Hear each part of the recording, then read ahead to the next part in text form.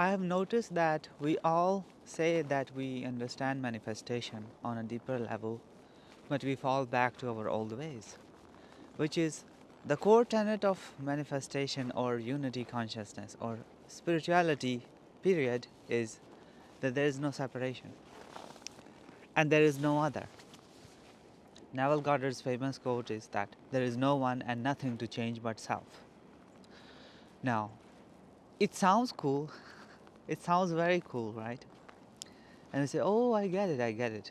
But then, what do we do, especially the SP people, including myself? I'm not gonna say here I have, complete control over this. What we do is, something happens and we blame the person that they did this to me, right? Or I want my uh, person to ask for forgiveness from me. Or I want these people to, make amends to me. Or, you know, I want this thing to change for me. Forgetting the fact that there is no other. There is no out there. There's no one and nothing to change but self. What does that even mean? It means that at the very core of your existence, I know it's difficult to understand. I know it's hard to conceptualize with egoic mind. But at the core of our being, there is no other. There is no you, there is no me, there is no the tree, there is no separation. It's just you consciousness, your consciousness projecting the whole thing and then moving within from its own creation and living its own illusions. Now somebody will say, oh, that's solipsism, bro. You're talking about there is no other. Like, that means it's just me and I am all alone. And no.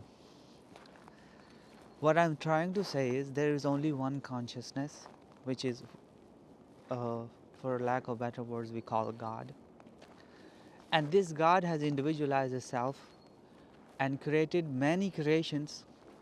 Creation is finished now, God says. Basically, there is infinite amount of creation.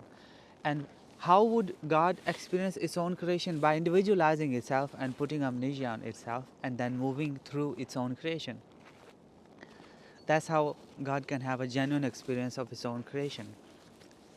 So you are an individualized aspect of the same mind. And this veil of amnesia is not real actually either.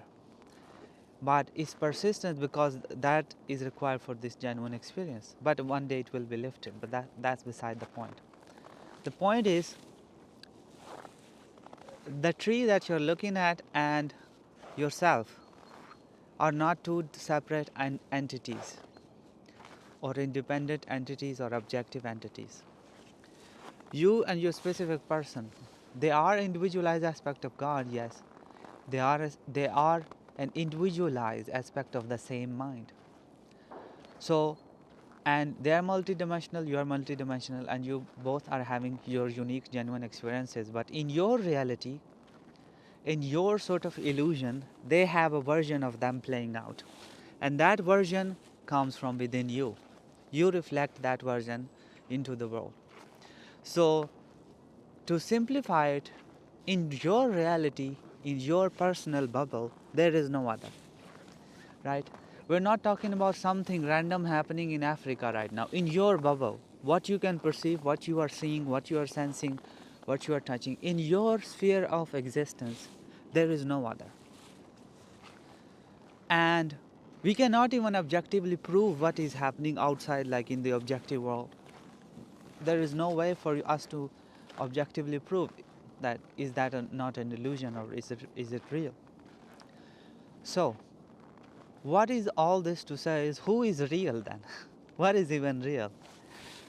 Reality is the unchanging awareness of God within, right? You may become a tree, you may lose consciousness, as in lose your personality, not consciousness. We can never lose. And you may lose your body, but you will still know that you exist. You will be aware of self.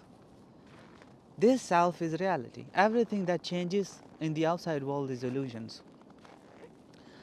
Yes, even the versions of people that you've fallen in love with, they will change as well. You will see.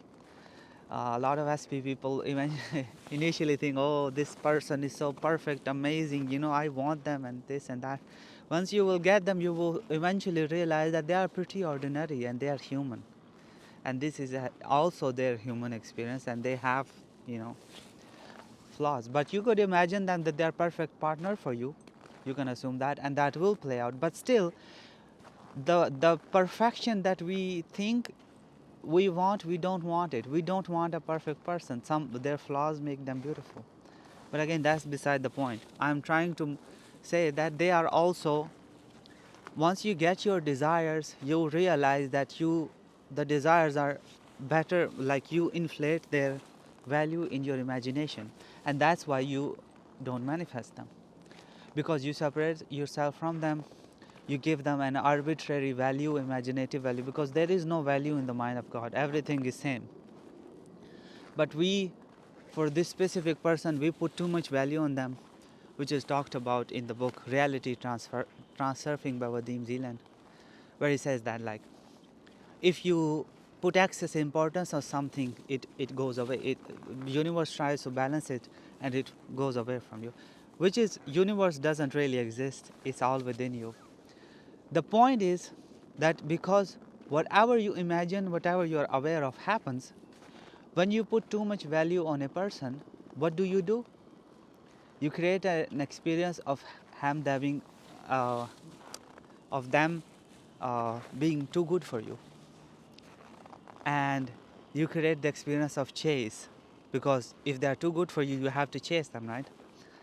And then you create the experience of all the relationship problems and all this and that, because the value preposition is out of balance. It's within you again. The concept of universe, people start thinking, oh, there is objective universe and is imposing its will on you. Not really. There is no other. Once you realize that, you stop putting arbitrary value on desires and things and people and circumstances. You stop putting finger on another, because there is no other. So, and that's how you realize that manifestation is not about changing the outside world, because the outside world does not exist. It's an illusion. It's your own projection. So who do you change? Neville Goddard said it best. There is no one and nothing to change but self.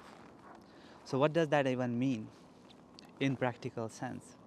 It means this. Somebody who is manifesting, for example, wealth or love, right? They should not think about the desire as I want this.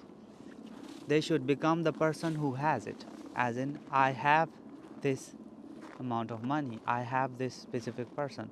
Not, I want to manifest this person, I want to get this amount of money. No. You become the person in mind who has it. And then it will be projected out naturally in your world, because your consciousness, whatever it becomes aware of, it manifests in your world, because the world is a reflection. It's from within, projection, right? So you are not trying to get money from somewhere out there. You are becoming the person who already has the money, and the money shows up. You are becoming the person who already has the love. You don't try to chase. You don't try to make them make amends with you. You don't try to change their personality that they become perfect for. No, you say, I have them and they are perfect for me already. And you give them a role in your mind, and they will play that out. But you don't say that I want this person to first ask for, forgiveness from me, or this or that, or I want a certain job to first accept me to get me this certain amount of money. No, you already have the money. The way which it unfolds is the job of the greater self, the I am within you. And so ultimately you are changing yourself. You are not trying to change anything in the world. And so that makes your job easier. It sounds difficult and it sounds more abstract, but it is simple, which is explained in the law of assumption. An assumption, though false, if persisted in, will harden into fact. This assumption implies something about you, right? Not about the world.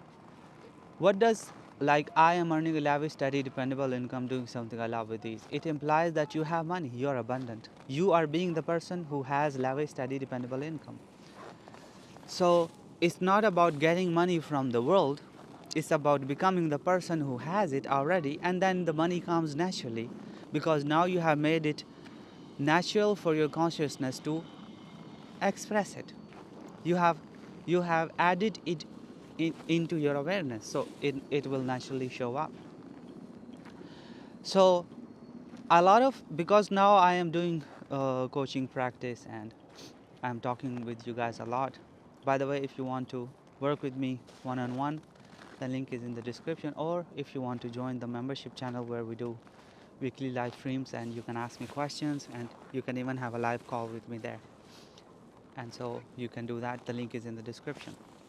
So basically, since I am having more questions from you guys, I see a lot of pointing the fingers at the world. Oh, this, they did this to me, or this happened to me, or this happened, and this is how this happened. All out there. The focus should be in here. Who are you being? Who are you being which is triggering these things? And if you want certain desired reality, who you have to be in order for that reality to naturally express in your world? That's the question. There is no out there. There is no other. The others don't really exist. So the question of them having free will, in your experience, they don't.